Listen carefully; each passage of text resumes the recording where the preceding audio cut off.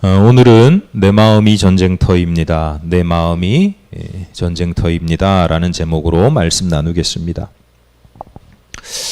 얼마 전에 한 10여 명 정도, 10명 남짓한 정도 목회자들이 모이는 소모임, 작은 모임에 다녀왔어요. 근데 그날 주제 강연을 해주실 목사님이 계셨는데, 외부에서 오시는 분이었는데, 그 목사님 교회에서, 교회 성도님이 그 당일날 아침에 돌아가신 거예요. 그 목사님이 못 오시잖아요. 장례가 나가지고 장례를 치르는 게 우선이니까 못 오시게 됐어요. 근데 그게 좀 미리 전날이나 이렇게 됐으면 모임을 어떻게 조정을 했을 텐데 너무 급박하게 이제 주제 강연을 하실 강사님이 못 오시니까 이제 운영진이라고 할까 뭐 임원들이 대책을 강구해야 되잖아요. 어떡하지? 그러다가 이제 나온 대책이 뭐냐면 우리 모이는 사람이 그날 원래 한 20여 명 오기로 했었는데 뭐 코로나 때문에 못 오고 뭐 때문에 못 오고 이래가지고 한 10명 정도밖에 10여 명 10명 남짓밖에 안 되니까 돌아가면서 자기소개를 하자는 거예요. 한 5분 10분 정도 자기 이야기를 좀 해서 하자.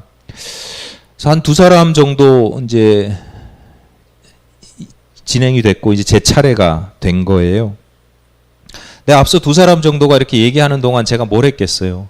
뭐라고 소개하지 나를? 5분 10분 동안 뭐라고 소개하지? 아무리 생각을 해도 뾰족하게 뭐 이렇게 마땅하지가 않은 거예요. 한 2시간 3시간 하라 그러면 하겠는데 차라리 5분 10분 만에 나는 이런 사람입니다 라고 소개하는 게 쉽지가 않더라고요. 차라리 우리 보통 그냥 인사할 때 저는 어디에서 목회하는 누굽니다 이러면 끝나는데 이게 5분 10분 애매해요. 여러분 한번 생각해 보세요. 여러분이 5분 10분 정도 나를 소개하라 그러면 어떻게 하실 거예요? 고향은 어디고 뭐 이렇게 시작하실 거예요? 아니면 내가 가치관이 뭐고 나는 정치적 지향이 뭐고 나는 어떤 집에 살고 있고 뭐 이런 걸로 하실 거예요? 5분 10분이라는 시간 동안 그분들에게 나는 누구인가를 설명하는 게 너무 힘들더라고요. 그래서 고민하다가 그래도 이제 제 순서가 왔으니까 제 이야기를 해야 되잖아요. 그래서 이야기를 하는데 제가 이렇게 시작을 했어요.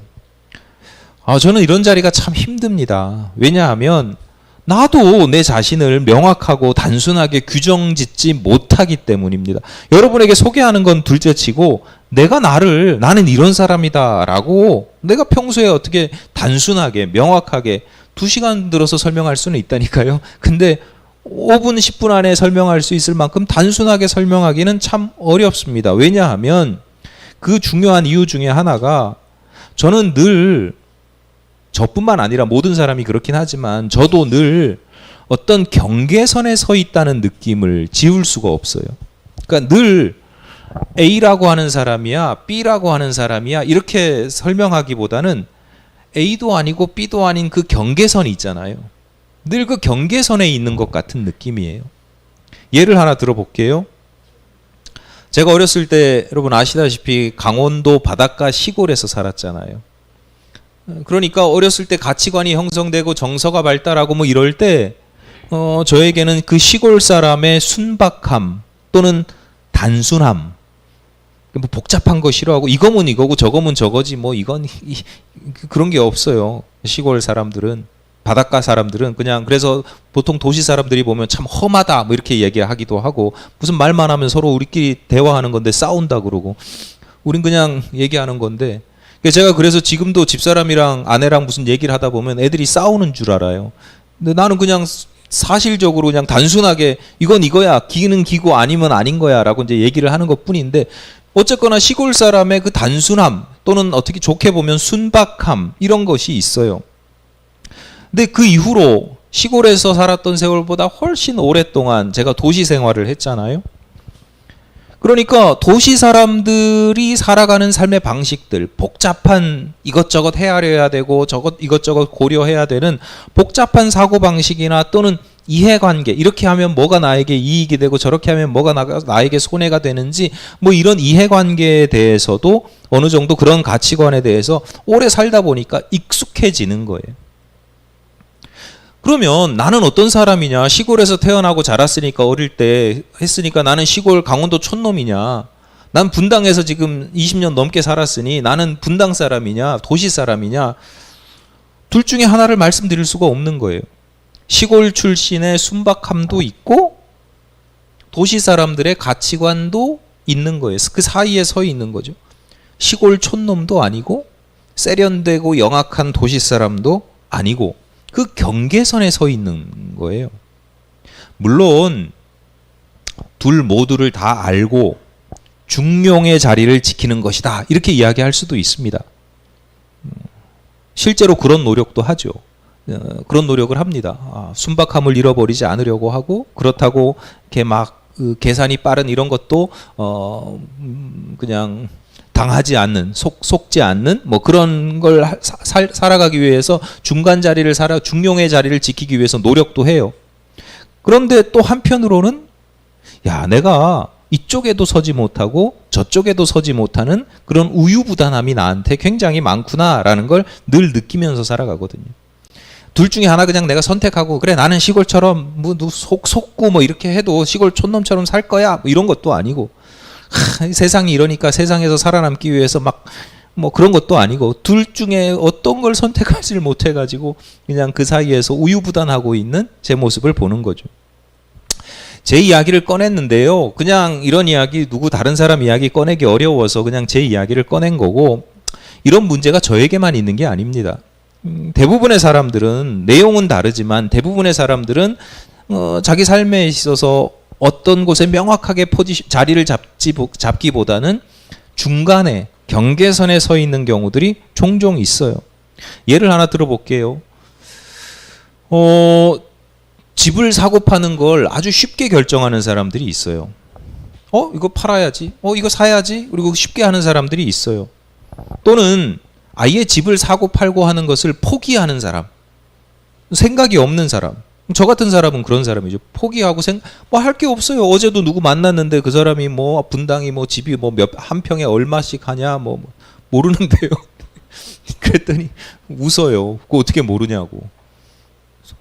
관심이 없으니까 그러니까 우리는 그런 집을 사고 파는 것에 대한 생각이 없어요. 그런데 대부분의 사람들은요, 대부분의 현대 시민들은 우리나라 한국 사람들은 이 집을 사야 되나 말아야 되나 고민해요.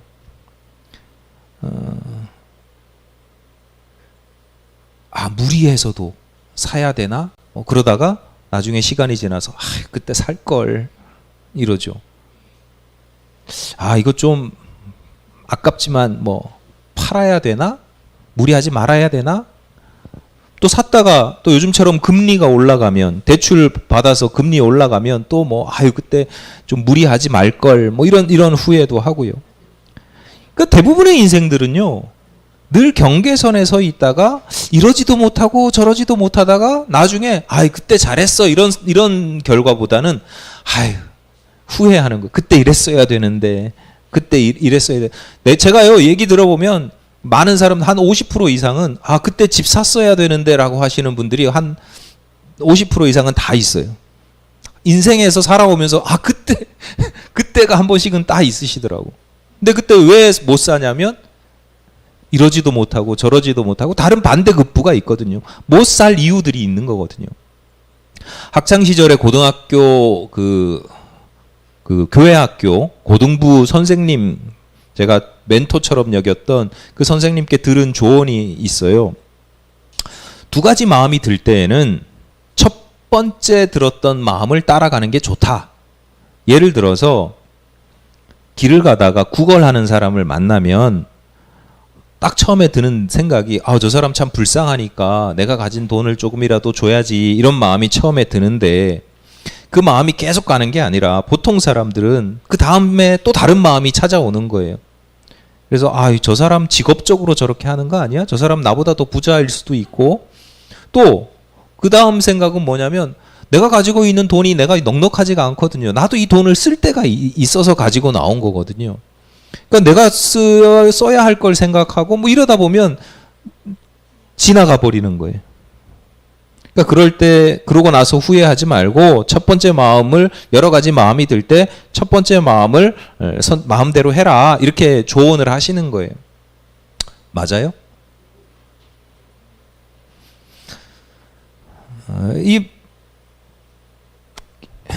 그 조언이 항상 맞는 게 아니에요. 예를 들어서 누가 나를 막 화나게 했어.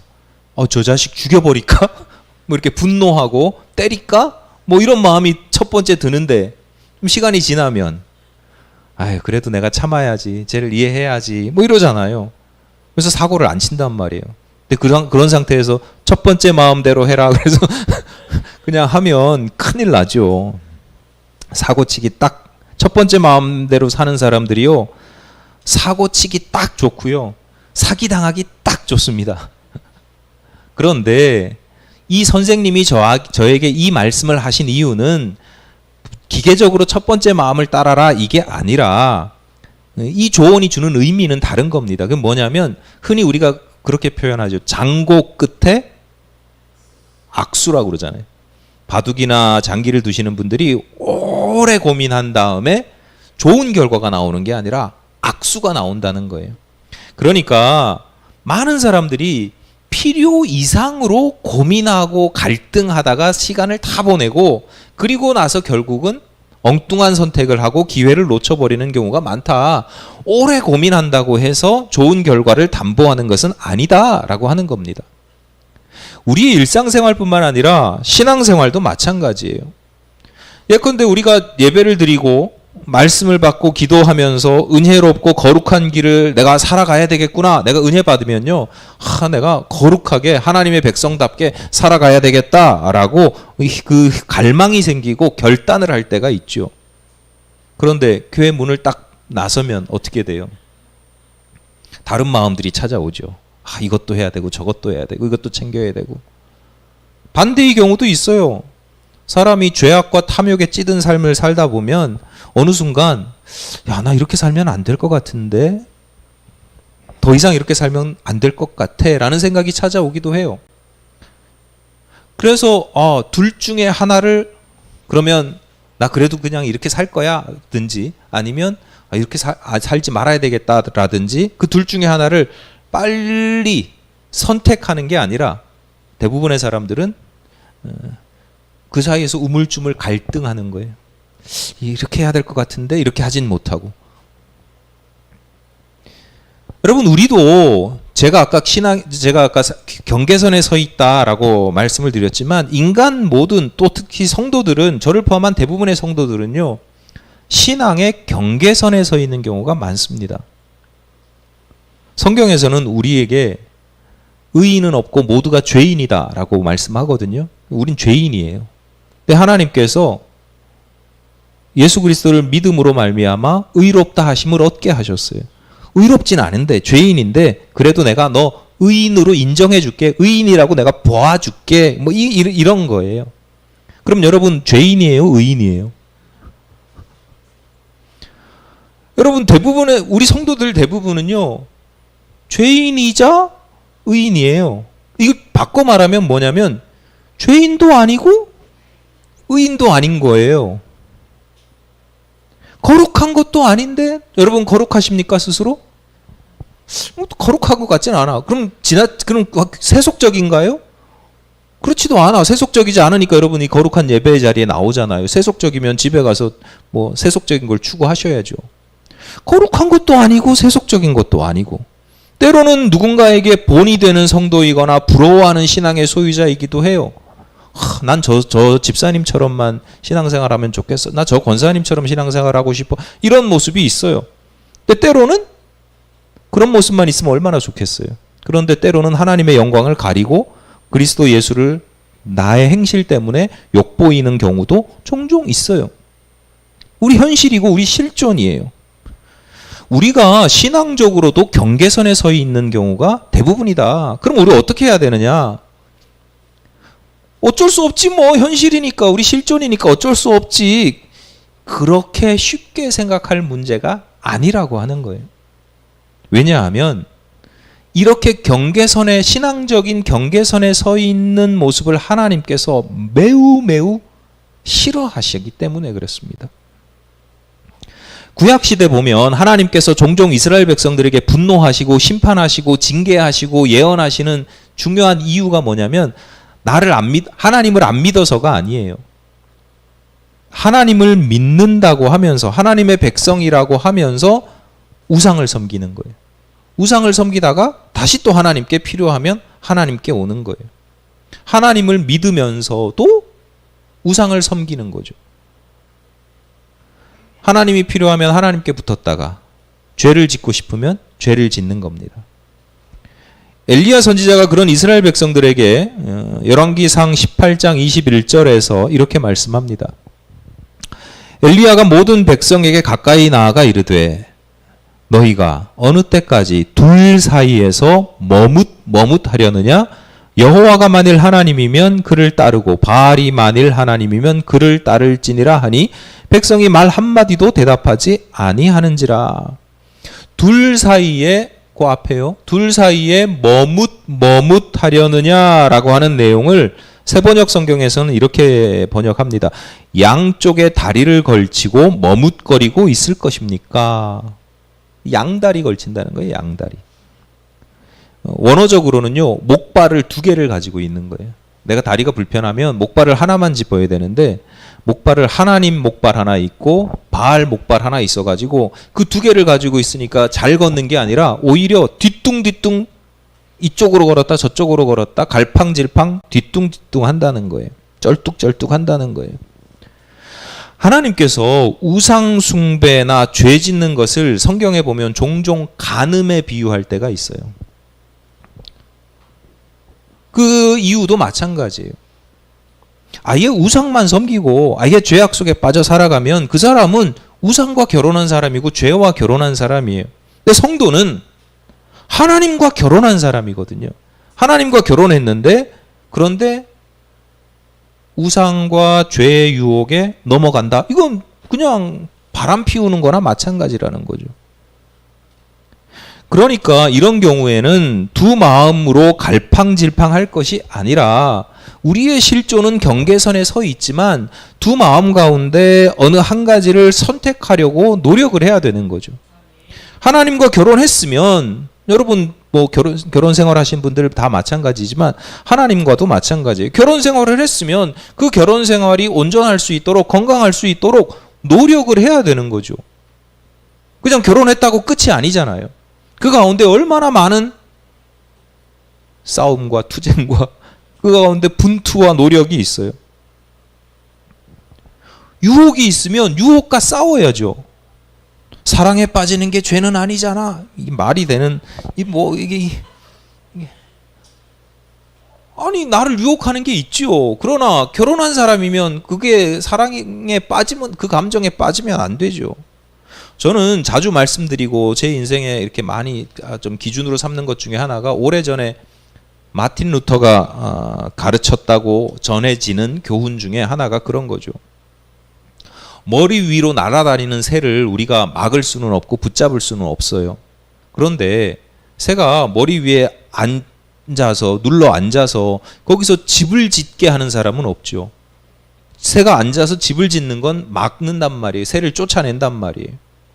죄도 마찬가지라는 거예요. 죄나 우상이나 유혹들이 내 머리 위로 막 지나다니는 걸 그걸 내가 어떻게 막을 수는 없어요. 나 저것도 하고 싶고 이것도 죄 짓고 싶고 뭐 이것도 즐기고 싶고 이런 생각들이 저라고 안 올 것 같아요?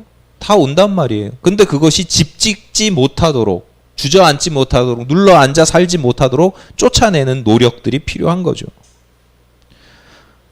현실적으로 실존적으로 우리는 늘 경계선에 서 있을 수밖에 없습니다. 그것이 우리의 연약함이고 우리의 죄성이라고 볼 수도 있습니다. 그런데 그러니까 우린 그런 존재야 라고 당연하게 여기서는 안 된다는 거예요. 그런 현실에 안주해서는 안 된다. 그런 경계선에 있지만 우리가 지향하는 바가 있어야 돼요. 나는 내가 연약해서 이런 경계선에 서 있지만 그래도 난 이런 삶을 살고 이걸 추구할 거야. 지향하는 바가 있어야 되고 그 지향하는 바를 향해서 달려갈 수 있어야죠. 달려가다 넘어질 수도 있어요. 주저앉을 수도 있어요. 그럼 다시 일어나서 그 방향으로 달려가는 거예요. 저 높은 곳을 향하여 달려가는 거예요. 성도들이 그러면 지향해야 할 바는 어디냐? 아주 쉽게 말해서 하나님의 나라입니다. 그 나라에 들어가기 위해서든지 아니면 내가 그 나라의 군사이기 때문이든지 싸우고 분투해야지 거기 그냥 주저앉아서 나는 어쩔 수 없어 이러면 안 된다는 거예요. 오늘 본문 유명하지요. 성도들의 영적 싸움에 대해서 교훈하고 있습니다. 12절 말씀입니다. 우리의 씨름은 혈과 육을 상대하는 것이 아니요 통치자들과 권세들과 이 어둠의 세상 주관자들과 하늘에 있는 악의 영들을 상대함이라. 성도들이 혈과 육의 싸움을 할 필요는 없고 혈과 육의 싸움을 해서도 안 됩니다. 하지만 성도들은 영적 싸움을 해야 돼요. 그런데 본문에서 보시다시피 우리가 싸워야 할 대상자들을 뭐라고 하냐면 통치자들과 권세들과 이 어둠의 세상 주관자들과 하늘에 있는 악의 영들이라. 이게 무슨 얘기냐면 쉽게 말해서 우리가 싸워야 할 적은 마귀 사탄과 그의 졸개들이다라고 하는 거예요. 그런데 이러다 보니까 이 말씀 때문인지는 모르겠지만 많은 성도들이 내가 싸워야 할 적이 어디에 있다라고 생각하면 마귀 사탄이 어디 있어요? 그러니까 내가 싸워야 할 적이 저 바깥에 있다고 생각을 해요. 외부에 있다는 거죠. 예를 들어서 내가 죄를 짓는 이유는 뭐 때문이냐면 저 마귀 사탄, 저 마귀 사탄 때문인 거예요. 교회가 어려움을 당하고 선교에 지장이 생기는 것은 그 나쁜 놈들 때문이라는 거죠. 내 인생이 꼬이고 힘든 것도 마귀 탓이야. 뭐 이렇게 되는 거죠. 일견 맞는 부분도 있지만 이게 굉장히 대단히 위험한 시각이 될 수 있어요. 왜냐하면 죄와 악의 원인과 책임을 외부로 돌리는 거예요. 핑계대는 거예요.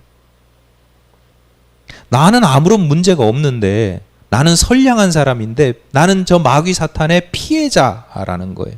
물론 그럴 수 있어요. 그런데 솔직하게 보면 냉철하게 들여다보면 자기 변명이나 자기 합리화인 경우가 굉장히 많아요.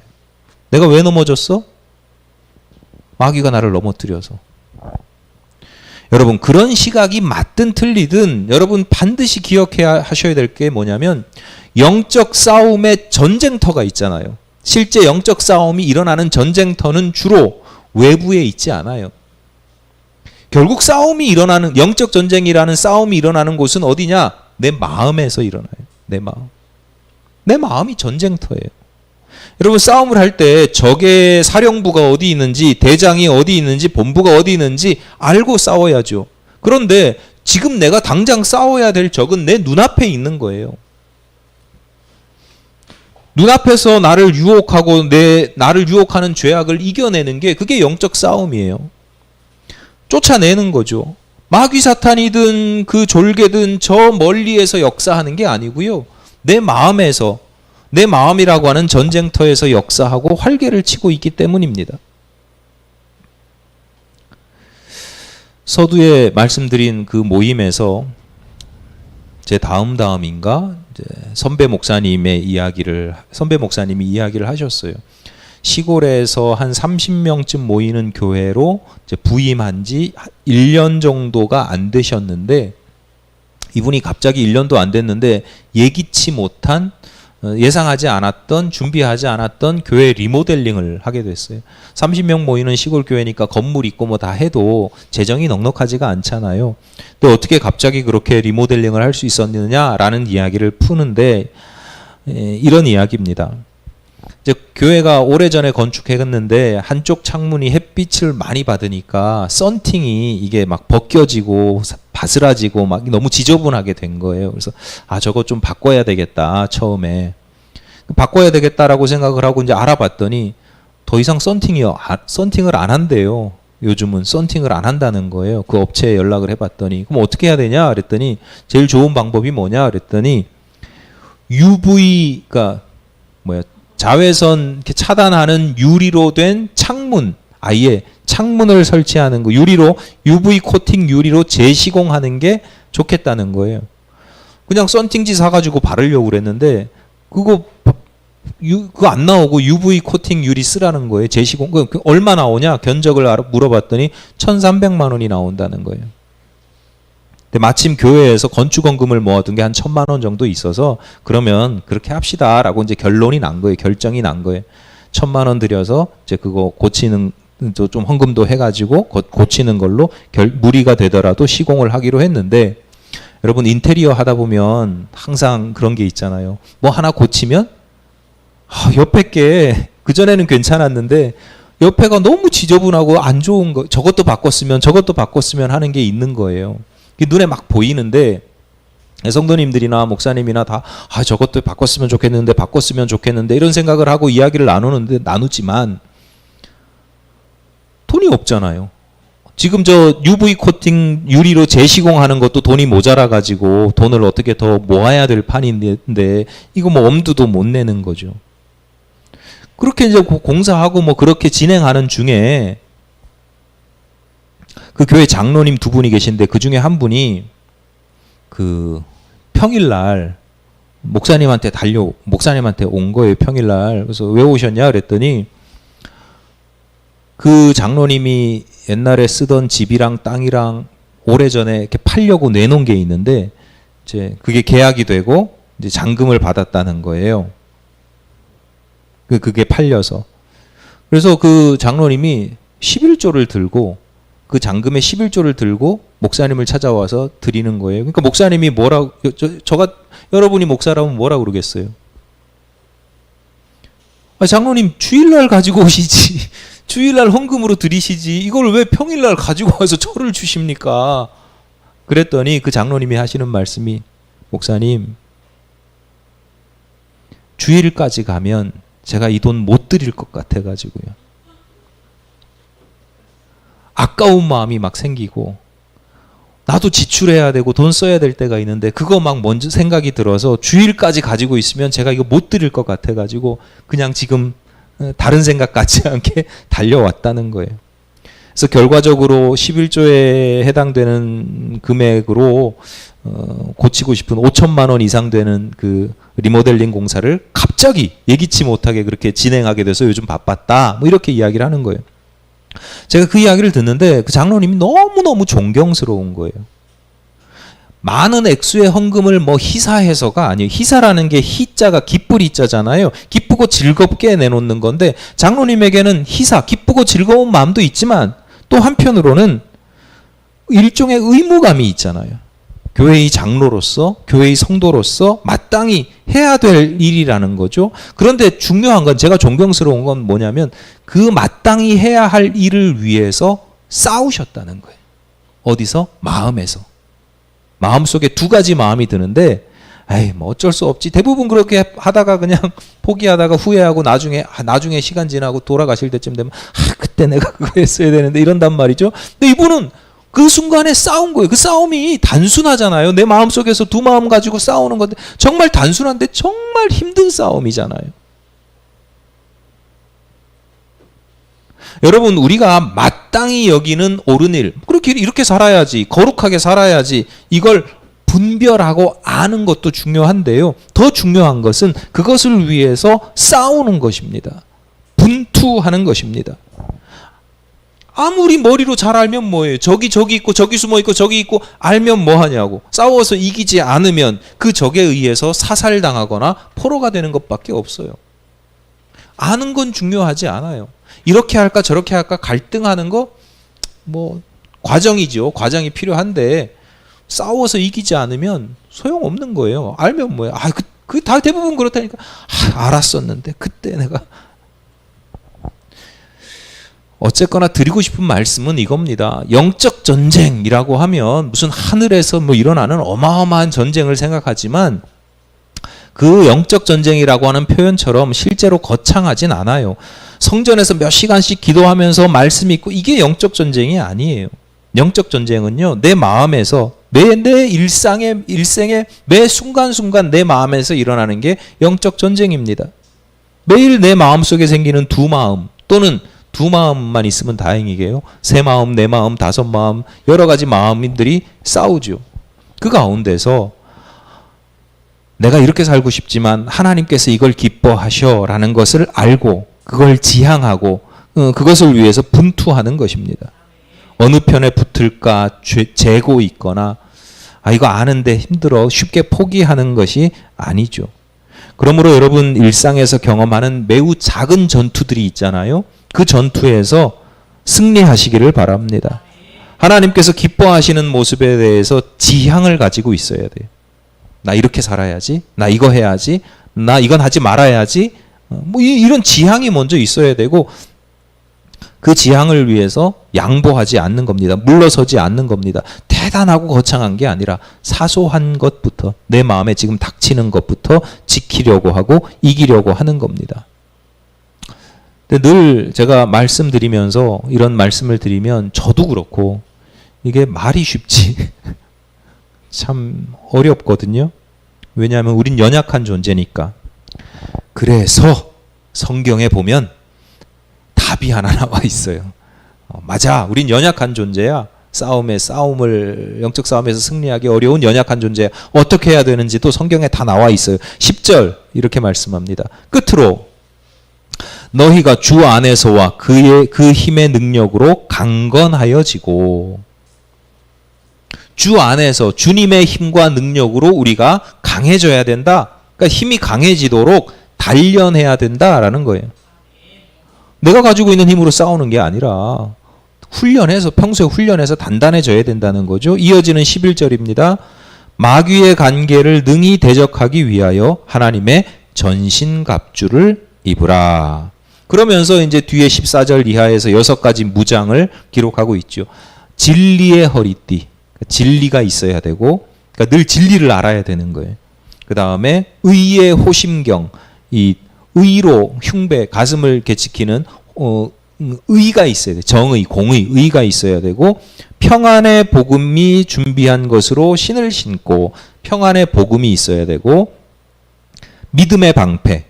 믿음은 나를 지키는 것이에요. 방패가 마귀 사탄의 불화살을 막아내는 믿음의 방패, 믿음이 있어야 되고, 그 다음에 구원의 투구, 구원받는 확신, 구원에 대한 게 있어야 되고, 그리고 마지막으로 성령의 검. 성령의 검 하면 또 거창하게 생각하는데 그럴까봐 에베소서에서 또 풀어서 설명해 줘요. 성령의 검은 곧 하나님의 말씀이다. 우리가 공격하는 무기가 하나 있는데 무기 다 방어하는 건데 공격하는 무기는 성령의 검이고 하나님의 말씀이다. 자, 이거를 뭐라고 표현하느냐? 전신갑주. 이렇게 온몸을 다 어느 것 하나 빠짐없이 온몸을 다 감싸고 완전 무장하는 거죠. 그 당시 기준으로 보면. 여러분, 성도들이 영적 싸움에서 쉽게 패배하는 이유가 있어요. 뭐 여러 가지가 있지만 대표적인 이유가 있어요. 영적 싸움에서 승리할 수 있는 비결도 마찬가지입니다. 중요한 이유, 근본적인 이유가 있는데 그게 뭐냐면 하나님의 전신갑주를 입느냐 입지 않느냐, 뭐 하나 빠뜨려 놓느냐, 그 전신갑주를 평소에 얼마나 잘 다듬고 관리를 해서 단단하고 튼튼하게 관리하고 유지하느냐, 아니면 그냥 가만히 방치해가지고 가지고는 있지만 녹슬어 있느냐. 여러분, 군인이라고 하면 무장을 해야죠. 무장하지 않은 군인이 무슨 싸움을 할 수 있겠어요. 단독 군장이든 완전 군장이든 군장을 해야 싸워볼 수 있는 거잖아요. 무장을 한 사람과 그렇지 않은 사람은 천지 차이죠. 오래된 영화에서 인상 깊은 장면이 하나 기억이 남는데 두 사람이 싸우는 거예요. 중국 무예를 오랫동안 수련한 사람이 꼭 중국 무예하는 영화 보면 이렇게 싸우기 전에 준비 동작이 있잖아요. 온갖 폼을 탁탁탁 잡으면서 막 화려하게 발차기도 하고 막 돌아다니고 막 뛰고 이제 준비를 딱 하고 이제 그 상대방 앞에 딱 섰어요. 상대방이 어떻게 해요? 총 꺼내가지고 빵 그냥 죽는 거예요. 한 방에 즉사하죠. 주먹 싸움을 아무리 잘해도 총으로 무장한 사람을 이길 수가 없는 거예요. 싸움은요, 의지로만 하는 게 아니에요. 기술이 있어야 되고 능력이 있어야 되는데 나 싸워서 이기고 싶어 그러는데 아무런 무장도 하지 않으면 그건 싸울 의지가 없는 거죠. 얼마 전에 2002년 월드컵 당시 선수들, 국가대표 선수들과를 주축으로 그 사람들이 그 군부대를 돌아다니면서 축구 대결을 하는 프로그램을 봤어요. 근데 경기가 거듭될수록 그 군부대에 나오는 축구 선수들이요, 대단한 선수들이 나오는 거예요. 군인들인데 뭐 고등학교 때까지 선수였던가, 대학교 때까지 선수였던가, 뭐 청소년 국가대표 출신, 뭐 그다음에 프로에서 뭐 있다가 뭐 들어온 친구들. 그러니까 이게 체력적으로도 20살 차이면 이게 체력적으로도 상대가 안 되고 스피드나 뭐 이런 것도 안 되는데 그런 선수들이랑 싸우니까 얼마나 힘들겠어요. 얼마 전에 해군 2함대랑 축구 경기를 했어요. 근데 축구 경기를 하는데 해군 2함대 그 군인들의 구호가 인상적이더라고요. 싸우면 박살낸다. 싸우면 박살낸다. 근데 이 사람들이 전투에서만 그런 게 아니라 이 군인들에게는 축구도 전투잖아요. 전투 축구라고 그러거든요. 군대에 가면. 축구도 이겨야 되는 거예요. 전투 축구니까 싸우면 박살낸다 그러니까 2002년 그 은퇴한 선수들, 2002년 선수들이 어떡하지? 너무 호전적으로 이렇게 막 전투적으로 막 오니까 야, 싸우면 이긴다가 아니라 박살낸대. 결과적으로 경기를 했는데 이제 무승부로 끝나고 승부차기를 했어요. 승부차기를 한 끝에 은퇴한 2002년 선수들이 이겼어요. 제가 그 모습을 보면서 드는 생각이, 그래, 정신력도 중요하고 싸우면 박살내야지 의지도 중요하지만 결국 싸움의 기술이 모자라면 그것 때문에 질 수밖에 없구나. 의지가 중요하죠. 그런데 이기려는 의지가 있을수록 무장을 해야 되는 거예요. 싸움의 기술을 장착을 해야 되는 거죠. 여러분, 진리, 의, 평안의 복음, 믿음, 구원, 하나님의 말씀, 있으면 좋은 거, 이게 아닙니다. 성도들에게는 반드시 있어야 되는 거예요. 내가 하나님의 군인이고 영적 싸움을 해야 되는데 무장을 안 해? 내 옷이 없어?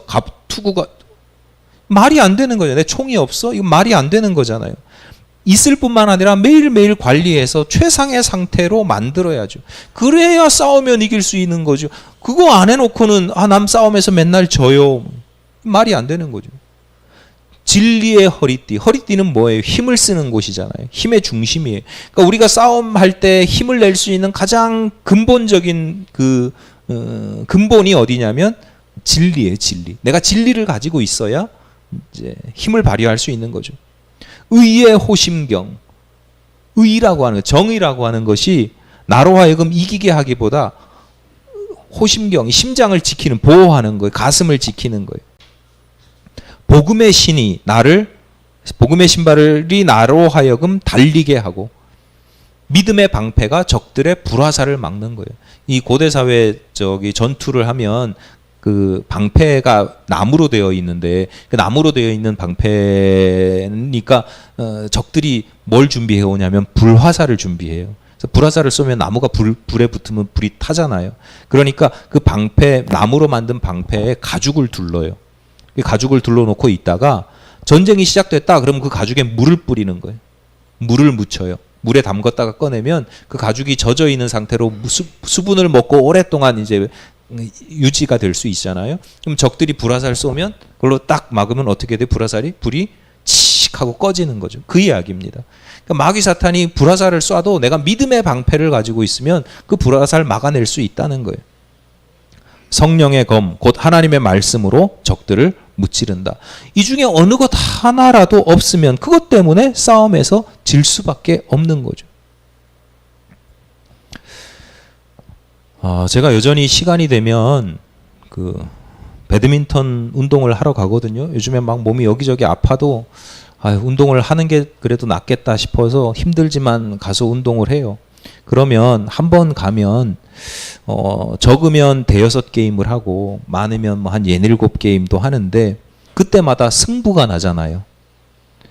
이기든지 지든지 무승부는 없어요. 중간에 기권은 있을 수 있어도 무승부는 없고 항상 7, 8번 또는 6, 7번, 5, 6번 정도는 이기든지 지든지 하는 거예요.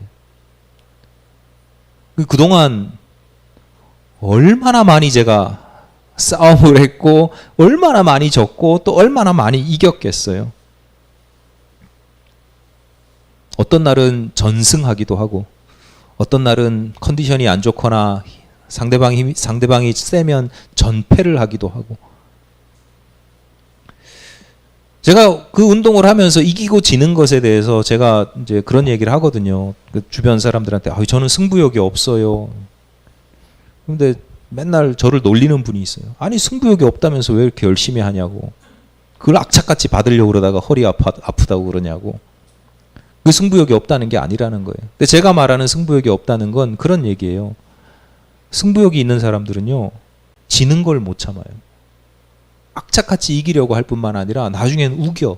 그러니까 지면 또 다시 하자 그러고. 무엇보다도 지는 게 자기를 너무 괴롭혀요. 저는 지는 거에 익숙해져서 지면 지나 보다 이거 목숨 걸고 싸워야 될 일이 아니고 그냥 운동하는 건데 중요한 건 운동이지 이러고 넘어가죠. 그 지는 거에 대해서 무감해지는 능력을 키웠어요. 이기는 건요. 이기면 즐거울까요? 안 즐거울까요? 즐겁죠. 그래서 상대방을 놀립니다. 아이고 또 이겼네요. 제가 경기를 이렇게 하다 보면 사람들이 그 승부의 세계에서 여러 가지 모습들이 있거든요. 어떤 사람들은 지는 걸 너무 힘들어해서 막 본인이 짜증내고 막 힘들어하는 경우가 있고, 어떤 분들은 자꾸 지니까 안 해 포기하고 그만두는 분도 있고, 어떤 분들은 질 때 지더라도 이기는 걸 즐기면서 하시는 분들이 계세요. 저는 이게 지혜롭다고 봐요. 우리가 모든 싸움에서 이길 수 없거든요. 그런데 나 이거 오늘도 졌어, 오늘도 넘어졌어, 그래서 주저앉고 포기하고, 또는 그것 때문에 막 전 안타까운 성도님들, 그런 성도님들이에요. 목사님 또 졌어요, 죽겠어요. 회개하고 막 기도하고 다음날 또 졌어요. 다음 주에 또 와서 또 넘어졌어요. 안 그러려고 그랬는데. 참 이쁘면서도 참 귀하면서도 안타까운 마음이 드는 게 뭐냐면, 이 사람은 영적 싸움에서 패배의 쓰라린 아픔만을 계속 간직하고 살아가는 거예요. 그것보다는 작은 것이라도 이기는 습관, 승리하는 즐거움. 여러분 싸움을요 즐겁게 할 수 있으면 좋겠어요. 싸움이 힘들지만 그래도 이겼어, 보람이 있고 즐겁고 또 내가 힘이 강해지고 또 나은 싸움을 할 수 있거든요. 여러분 영적 싸움을 내 마음의 전쟁터에서 일어나는 늘 그 많은 영적 싸움에서 심각하게 받아들이고 난 맨날 졌어 이게 아니라 오늘 이것도 이겼네, 오늘 저것도 이겼네, 나 이겼지롱, 이렇게 또 이겼네 뭐 이러면서 즐겁고 기쁘게 영적 싸움도 할 수 있다는 거예요. 그게 지혜로운 거죠. 여러분 하나님께서 우리로 하여금 이길 수 있도록 능력을 주셨어요. 강건케 하셨어요. 무장을 주셨어요. 전신갑주를 허락하셨단 말이에요. 완전 무장하셔서 이기는 경험, 나아가서 이기는 습관을 가지시기를, 그래서 성장하고 성숙하는, 그래서 졸병이었다가 장수가 되시는 그런 저와 여러분이 되시기를 간절히 바랍니다. 기도하시겠습니다. 하나님, 연약한 저희들이지만 하나님께서 군사 삼아 주시고 하나님의 군사로서 싸울 수 있도록 힘과 능력과 여러 가지 은혜와 축복을 더하여 주시니 감사합니다. 저희들의 일상의 삶 속에서 하나님께서 주시는 능력으로 승리하는 삶을 경험케 하여 주시옵소서. 승리의 기쁨을, 이기는 기쁨을 누리게 하여 주옵소서. 예수님 이름으로 기도드립니다. 아멘.